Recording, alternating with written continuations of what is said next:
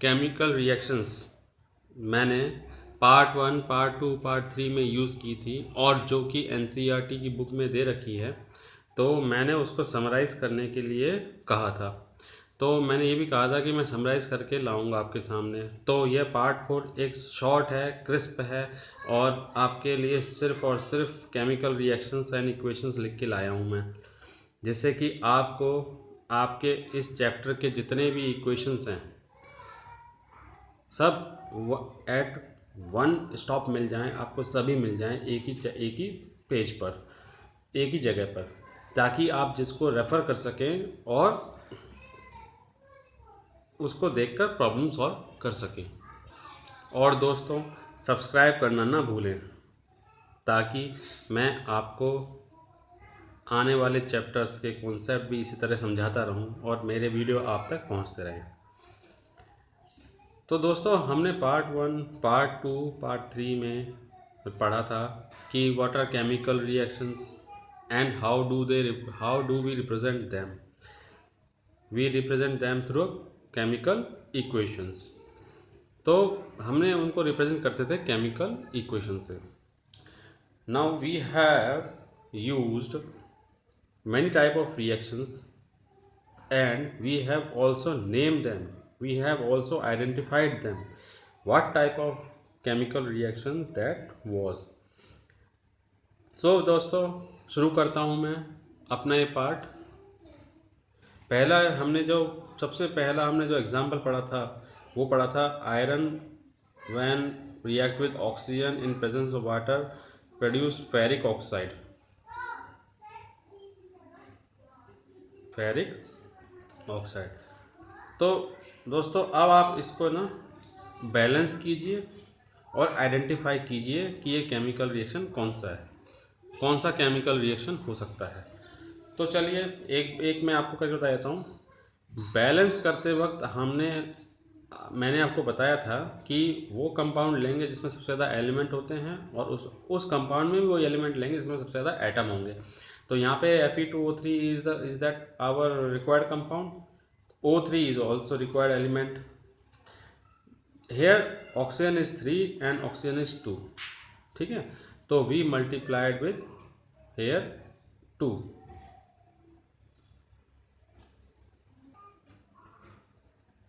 here 2, here 3.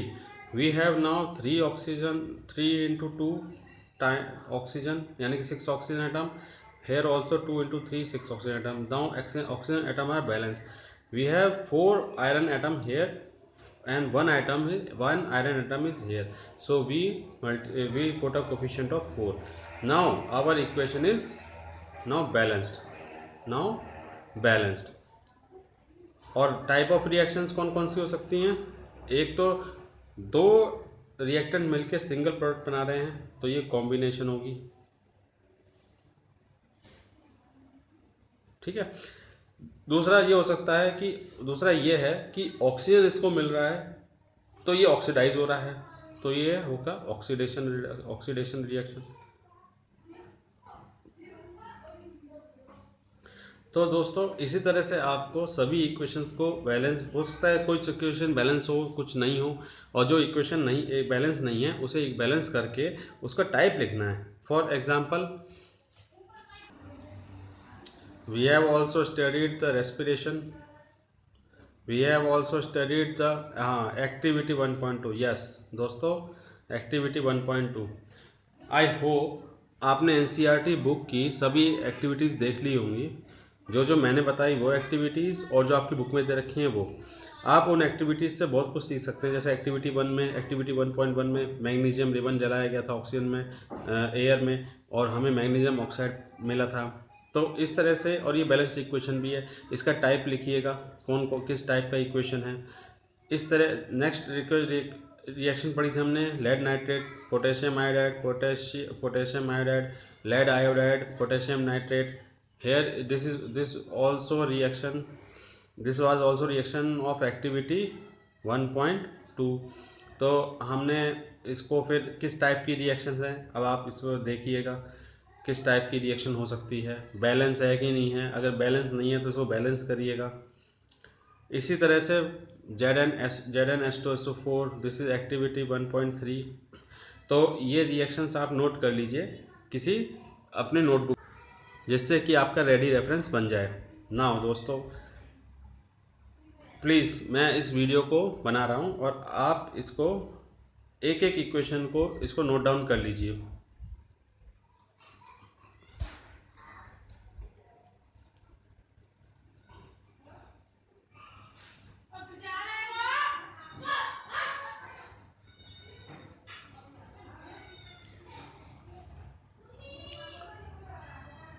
दोस्तों, copper react with silver nitrate and produce copper nitrate and silver. Now you know this is something displacement, because copper displaces Ag from the silver nitrate and sitting here with nitrate to form copper nitrate, and Ag will be displaced, अकेला पड़ जाता है बेचारा। तो आप इसको equation को balance भी कीजिएगा, क्योंकि ये बैलेंस नहीं है तो इसे बैलेंस करिएगा, इसके टाइप बताइएगा, ठीक है। तो आप इसे नोट करते जाइए और इसके साथ साथ आप इनके कंपाउंड के नाम भी लिखने की कोशिश करिए। जैसे ये सिल्वर नाइट्रेट है, सिल्वर नाइट्रेट, ठीक है। ऐसे ये कॉपर नाइट्रेट है, कॉपर नाइट्रेट। फिर आगे आने वाली इक्वेशंस को देखिए। आयरन प्लस H2O, ये हीट है, आपको पता है स्टीम है, ये स्टीम के रूप में था। और फेरस फेरिक ऑक्साइड मिला था Fe3O4 and hydrogen gas release हुई थी। Iron always react with the steam but do not react with cold water और हॉट वाटर, ठीक है। Similarly carbon monoxide react with hydrogen at 340 atmosphere. Atmosphere दबाव होता है बच्चों। जब हम इन दो गैसों को किसी कंटेनर में रख देंगे, किसी कंटेनर में रख देंगे, उस कंटेनर को हम एक पिस्टन से बंद कर देंगे। मान के चलो ये पिस्टन है हमारे पास, ठीक है, और इसमें हमारे पास है CO और H2, ये बहुत सारे मॉलिक्यूल्स हैं। जब हमने इस पर प्रेशर बढ़ाया 340 एटमॉस्फेयर का, तो हमें मिला ये कंपाउंड CH3OH। अब CH3OH क्या होता है, C एक है तो ये मिथेनॉल हो गया, मिथेनॉल हो गया। तो बच्चों ये भी एक रिएक्शन जो आ सकती है। किस टाइप की रिएक्शंस हैं? Two reactant combine to form a single product is called combination reaction. Okay, now similarly photosynthesis we have also studied, because photosynthesis में दो कंपोनेंट कौन से चाहिए, sunlight and chlorophyll pigment. Now दोस्तों, इन रिएक्शंस के बाद मैं आपको कुछ और एक नया चीज़ बताने वाला हूँ।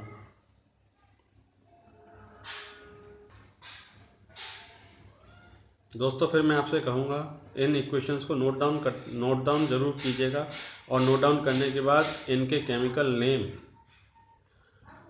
ठीक है, और अगर जो केमिकल इक्वेशन बैलेंस नहीं है उनको बैलेंस करना, ये आप ज़रूर कीजिएगा, प्रैक्टिस कीजिएगा, तो आपको ज़रूर बैलेंसिंग परफेक्ट हो जाएगी, आपकी केमिकल नेम परफेक्ट हो जाएंगे, और केमिकल कंपाउंड के केमिकल फॉर्मूले आप आराम से एग्ज़ाम में बेहिचक लिख सकते हैं।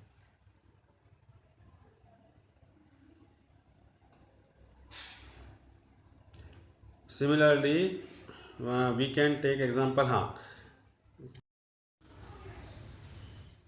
तो we can take example as FeSO4 when heated to form ferric oxide, sulfur dioxide and sulfur trioxide. This is decomposition reaction.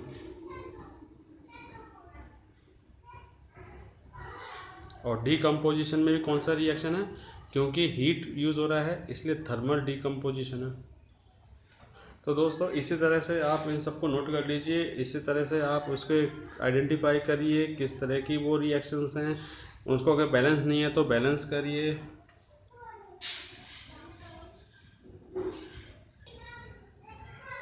दोस्तों, some more reactions, barium hydroxide, ammonium chloride, barium chloride, ammonia, H2O, ठीक है। ऐसी ZnCuSO4, ZnSO4 plus Cu, zinc sulphate, copper sulphate का कौन सा रंग था, blue colour, ठीक है। और कॉपर डिस्प्लेस हो गया, जिंक ने कॉपर को हटा के लात मार के सीधा कॉपर पे जगह पे आके बैठ गया तो जिंक सल्फेट बन गया, ऐसी कॉपर डिस्प्लेस हो गया। इसी तरह से आयरन याद हो तो आयरन वाला एग्जांपल हमने पढ़ा था, आयरन कॉपर सल्फेट का blue colour solution turn fades and the shiny silvery color of iron become the reddish brown color due to the deposition of copper. Yes, this is also a displacement reaction. This is combination reaction. So some more example दोस्तों. Now we have come to an end. Now we have written almost 34 chemical equations, and 34 chemical equations involve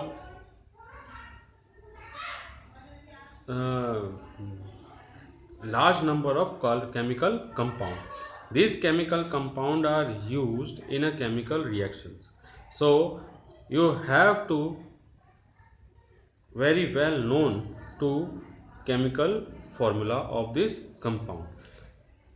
दोस्तों मैंने यहाँ chemical formula use किया है, आप कोशिश करिए कि इसको केमिकल कंपाउंड में बदलने की कोशिश कीजिए, और केमिकल कंपाउंड में बदलने के बाद इसको फिर कोरिलेट करिए कि कितनी जगह पे ये केमिकल फॉर्मूला आया है, केमिकल कंपाउंड आया है। तो मैं आपको इसके बाद एक नया इसके लिए एक कॉन्सेप्ट बताता हूँ केमिकल फॉर्मूला बनाने का। दोस्तों अब मैं आपको कुछ महत्वपूर्ण बातें बताने जा रहा हूँ, और अभी तक आपने अगर मेरा चैनल सब्सक्राइब नहीं किया है, लाइक नहीं किया है, शेयर नहीं किया तो कृपया करके करें, ताकि ये जानकारी भी किसी आप अपने दोस्तों से शेयर कर सकते हैं, ताकि उनको भी ये जानकारी मिल सके। और ये नई जानकारियाँ ज़रूर मिलनी चाहिए ताकि एग्ज़ाम के समय में आप कंफ्यूज ना हो और कॉन्फिडेंटली लिख सकें। दोस्तों ये जैसा कि आप चार्ट देख रहे हैं, यह है केमिकल कंपाउंड, यह है कैटायन, यह है एनायन, ये केमिकल फॉर्मूला देख पा रहे हैं चार्ट, ठीक है। तो इस चार्ट में क्या खास बात है? खास बात यह है कि जो हमने जो केमिकल कंपाउंड हमने अपने केमिकल इक्वेशंस में यूज़ किए हैं, मैंने कुछ केमिकल कंपाउंड लिए हैं और जो रैकरिंग हो रहे हैं, रिपीट हो रहे हैं बार बार, उनको एक ही बार लिखा है। जैसे फेरिक ऑक्साइड है, फेरिक ऑक्साइड में दो एलिमेंट हैं, आयरन और ऑक्सीजन। मैंने उस फेरिक ऑक्साइड का केमिकल कंपाउंड का नाम लिखा हुआ है फेरिक ऑक्साइड। उसके बाद जो उसमें कैटायन है आयरन और एनायन है ऑक्सीजन, उसके ऑक्सीडेशन स्टेट के साथ, जैसे Fe3+O2O2-। Now the chemical formula will become Fe2O3। How? This 2 will associated with suffix with 2 Fe and 3 will come here. O के नीचे आ जाएगा, 2 Fe के नीचे चला जाएगा, O के नीचे 3 आ जाएगा, तो हमारे पास Fe2O3 बन जाएगा। तो इसी तरह से दोस्तों मैग्नीशियम ऑक्साइड है, लेड नाइट्रेट है, आयोडाइड। आपको क्या याद रखना है? आपको मेटल का ऑक्सीडेशन स्टेट पर याद रखना है, और जो एनायन आए हैं, जैसे ऑक्सीजन का है 2-, आयोडीन का है -, और क्लोरीन का - है, ठीक है। और कंपाउंड जो एलिमेंट है, जैसे कंपाउंड एनायन है, जैसे नाइट्रेट है ना, सल्फेट है, इनके भी आपको ऑक्सीडेशन स्टेट याद रखना है। जैसे नाइट्रेट का - है, सल्फेट का 2- है। ऐसे ही Pb का लेड का 2+ है तो नाइट्रेट का 1 है, इसलिए फॉर्मूला क्या बनेगा? 2 इधर चला जाएगा तो PbNO3 ट्वाइस सिंपल। ऐसे ही MgO का बनेगा, क्योंकि 2 और 2 है, दोनों कैंसिल आउट हो जाएंगे, इसलिए MgO बनेगा, सिंगल के Mg1O1, ठीक है। तो पोटेशियम नाइट्रेट का हेयर दिख ही रहा है आपको। इसी तरह से आप इन जो मेटल के कैटायन हैं, जो कैटायन रूप है और एनायन रूप है, इनको भी अलग अलग आप लिख सकते हैं और इनकी एक सूची बना सकते हैं। तो मैंने जिस तरह से बनाया है वो आपको समझ में आ रहा होगा। तो हम एग्जांपल लेते हैं अब अलग सा, जैसे सल्फेट का। ये है जिंक सल्फेट, जिंक में Zn है और सल्फेट है। Zn का 2+ होता है ऑक्सीडेशन स्टेट बटा, और सल्फेट का 2- होता है। अब 2- ये है 2-2+, ये दो कैंसिल आउट हो जाएंगे, इसलिए ZnSO4 आपने यूज़ किया होगा। जिंक सल्फेट जब हमारा बना था कॉपर सल्फेट सॉल्यूशन में, जिंक ने कॉपर सल्फेट में से कॉपर सल्फेट को वो किया था, निकाला था, आउट किया था, और खुद आके बैठ गया था। ऐसे ही है कॉपर, देखो कॉपर नाइट्रेट है, अगर कॉपर सल्फेट बनाया जाए तो कैसे होगा? ऐसे 2+, 2-, तो आप बना सकते हो कॉपर सल्फेट, ठीक है। जैसे सिल्वर नाइट्रेट बनाना है, सिल्वर नाइट्रेट कैसे बनेगा, ऐसे। अब हमें कॉपर नाइट्रेट बनाना है तो ये बन जाएगा Cu2+N, CuNO3 ट्वाइस। हमें सोडियम नाइट्रेट बनाना है तो NaNO3, हम यहाँ से यहाँ बनाएंगे।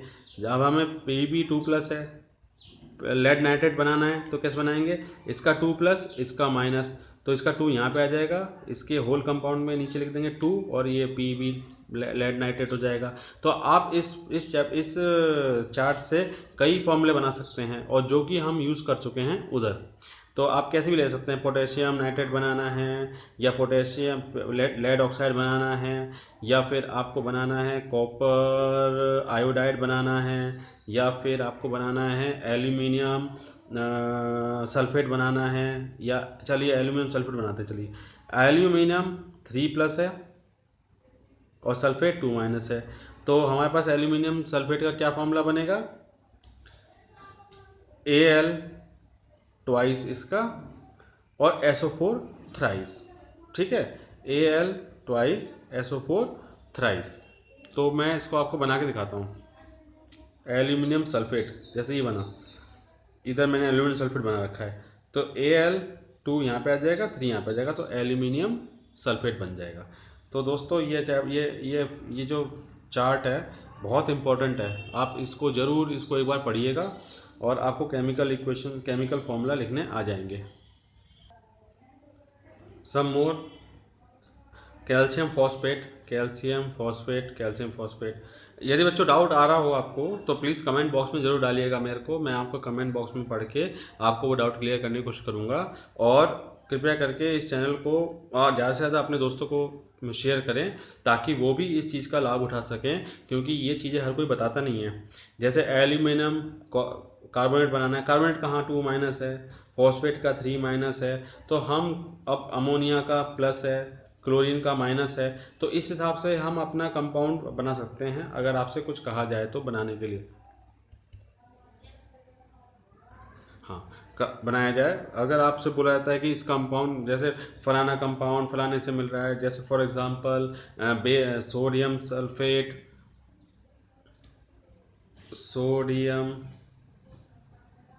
Sulphate react with barium chloride, फलाना दे रहा है, रिएक्शन में दे रहा है बेरियम सल्फेट प्लस, क्या दिया, बेरियम सल्फेट प्लस और सोडियम क्लोराइड दिया। ठीक है, अब ये देखिए, अब हमारा सोडियम सल्फेट है, हमें पता है कि सोडियम का Na+ है और सल्फेट का है SO4 2-। ऐसे बेरियम का कितना है, बेरियम का है 2+, क्लोरीन का है माइनस, बेरियम सल्फेट का है Ba2+ और SO4 2- प्लस Na+Cl-। तो हमारा फॉर्मूला क्या बन गया, Na2SO4। हाँ ध्यान रखिए ये 2 नीचे आ जाएगा इसके, ठीक है, और BaCl2 ये 2 नीचे पहुंच जाएगा। उसके बाद ये बेरियम सल्फेट बचेगा क्योंकि 2 है प्लस NaCl। देखा बन गया ना कितना आसान। अगर आपको ये इक्वेशन दी जाए, ये सिचुएशन दी जाए और आपके पास अगर ये चार्ट याद हो, आपको पता हो किसका ऑक्सीडेशन स्टेट कौन सा है, तो आप तुरंत आप अपना फॉर्मूला बना लेंगे। बाद में बैलेंस करते रहो चाहे कुछ भी करते रहो, इसमें बताते रहो कौन से टाइप का है। पर हाँ, सबसे इंपॉर्टेंट ये है कि वर्ड इक्वेशन को जब केमिकल इक्वेशन में लिखें तो आपको ये चार्ट बहुत ही काम आता है दोस्तों। तो यही मेरा बताने का मकसद था इस पार्ट के थ्रू, ज़्यादा बड़ा पार्ट नहीं है। और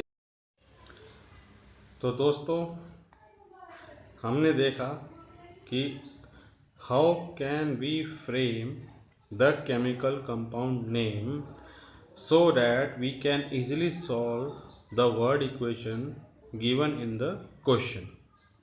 तो दोस्तों मैं इस चैप्टर को और पार्ट को यहीं एंड कर रहा हूँ, द एंड। दोस्तों इसके लिए आप पार्ट 1, पार्ट 2 और पार्ट 3 अवश्य देखें, ज़रूर देखें, क्योंकि मैंने पार्ट 1, पार्ट 2, पार्ट 3 में जैसे पहले कहा है कॉन्सेप्ट को पूरा अच्छी तरह समझाया हुआ है। जिससे कि आप एक बार अगर इसको गो थ्रू करेंगे तो आपको कॉन्सेप्ट अच्छी तरह समझ में आ जाएंगे और आप एग्ज़ाम में अच्छे से उसको समझ के लिख सकते हैं। सवाल को समझ के लिखना बहुत ही ज़रूरी होता है, बहुत ही इम्पोर्टेंट होता है।